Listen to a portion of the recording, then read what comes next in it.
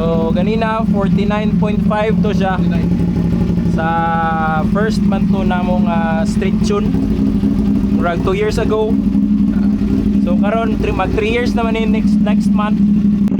What is up guys? Good day to all. So naata diri karon sa DCRA sa may racetrack diri sa Tagum, Davao. So ang aim diri is to discover the racetrack and of course ang pag finally dyno tune sa atong 450 SR. So ang atong tuner is mao gyapon ang atong previous one, si Boss Hirana. Mainly taga Davao ni siya pero mobile dyno ni iyang kabuhaton, no? As you can see na siya van nga naagyoy dyno sa likod. So he can tune pretty much wherever sa sa Mindanao. Kung iya lang yung tuyoon, no, kung daghan mo pitigid mo niya spesyalan at tuan mo. So ayaw lang po ng tagsa-tagsa lang mo kay isod siya kay isa raman guni siya kadto gamit ang iyang van. So ang base dyno nato nga reading guys is only 49.5 horsepower, no?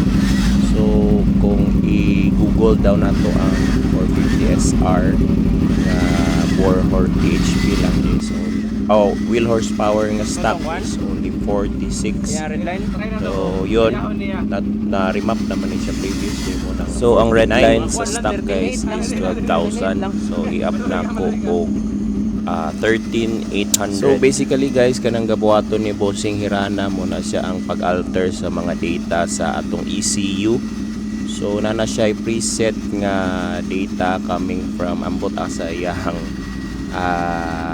ikuhaan ani, pero basically i-copy paste ra gid na siya gyapon din ha. So ganina 49.5 to siya sa first month to namong street tune.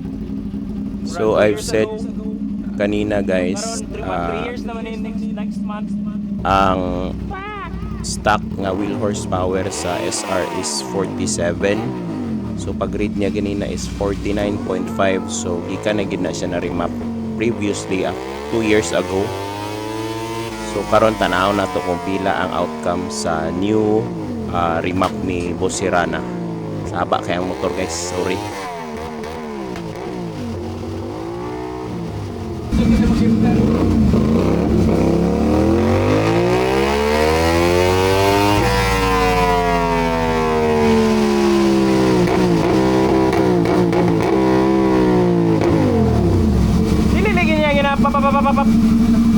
Dili lagi niya ginakat. Wala limit. Wala RPM limit. Ha? Wala na. Itaksan mo na to. Panday ka? Wala, dili siya kakato. Kung katong siya ba, yung kan. Pamagdagan siya, itasan niya. Amo ba? So basically guys, pareha na pud ni siya sa akong Civic nga lahos na sad siya sa red line, no. Pero ako ra siyang gibutangan o limiter gyapon, pero duol na gid dito sa ending 13,800, no, just for the safety nga di gid siya mo over. So guys, mao ni ang bag-o nga horsepower sa atong 450 SR. It came out 55.5. Oh my god, 6 ang nadugang. Grabe ka buang. Wala RPM. Full power rin yung gusto. Ano natin siya 55. So guys, that ends our remapping video, no. So atangi ang actual nga testing race sa ato ang 450 SR against sa ZX10R sa atong tuner.